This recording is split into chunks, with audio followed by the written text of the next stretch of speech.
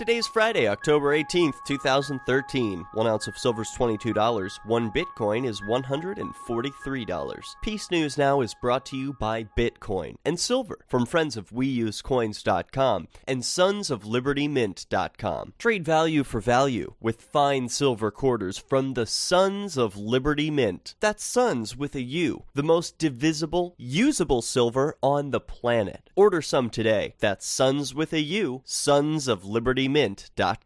Engineers in Peru have invented a billboard that captures and filters moisture from the air, turning it into drinking water for any passers-by. The billboard is 50 feet tall and can produce 100 liters of water out of thin air every day. One billboard is capable of providing drinking water for hundreds of families per month. It was designed by Lima's University of Engineering and Technology as an advertisement for enrollment. The billboard's resourceful design takes advantage of atmospheric humidity to overcome the lack of transportable water in the coastal desert. Can you imagine these billboards in your city?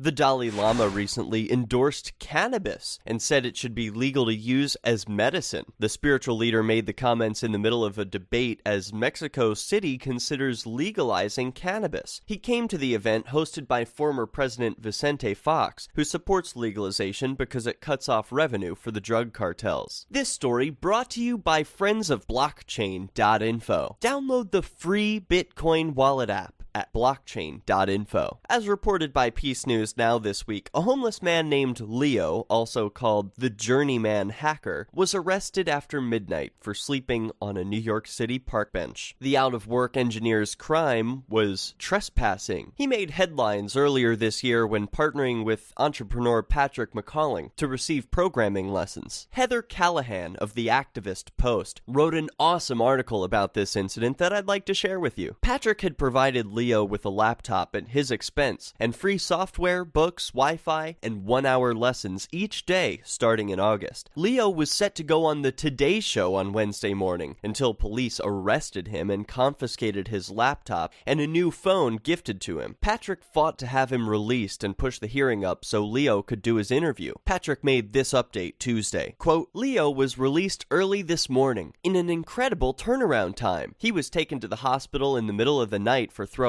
up. Sounds like stress, but the hearing after went quickly. Leo said, quote, the police were just doing their job. The officer who arrested me was following orders. The laptop and prototype phone were not returned, but after walking back to the 10th precinct this morning, we were told some paperwork needed to be changed for it to be released and to return at midnight to talk with the arresting officer. Business Insider reported that Patrick went to the precinct but was unable to retrieve Leo's personal belongings, including the Samsung computer Patrick purchased himself. Police refused to return the computer because Patrick could not provide a serial number, though he did show a receipt for the computer. The two implored respect for the police and drew different kinds of jeers for their emphatic defense of the cops who arrested Leo. They expressed sentiments for NYPD such as comparing them to 9/11 heroes and, quote, have faith in NYPD. They did nothing wrong. If they did nothing wrong to arrest Leo, then why get him out? He would be a lawbreaker. And if NYPD acted rightly, then that would mean that they were justified in enforcing that law. Leo harmed no one. Should he have been locked up and his few possessions taken and kept? It's one thing to peacefully accept the crap storm and find a solution,